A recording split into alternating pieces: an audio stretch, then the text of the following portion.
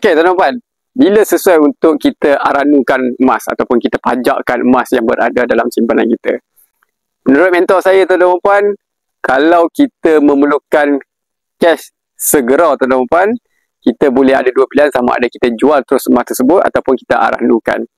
Tapi kalau kita jualkan emas tu, hilanglah emas tersebut, tuan-tuan puan. Tapi kalau kita aranukan emas tu, kita boleh dapatkan semula emas tersebut.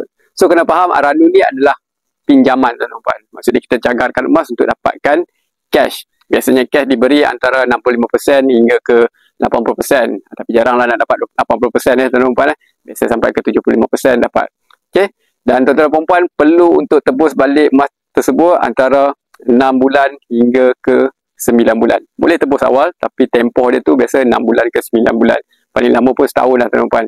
Dan ada cas simpanan yang dikenakan setiap bulan, tuan-tuan puan. Jadi, kalau tuan-tuan puan nak gadaikan ataupun pajak atau aranukan emas, tuan-tuan puan, pastikan tuan-tuan puan mampu untuk membayar semula kos untuk menyimpan setiap bulan, dan tuan-tuan puan mampu untuk tebus balik emas tersebut dalam masa 6 bulan akan datang. Kalau tak mampu, tuan-tuan puan, jual Dengan sayang-sayang, tuan-tuan puan, jual saja. Kalau simpan emas lama-lama pun, buat apa?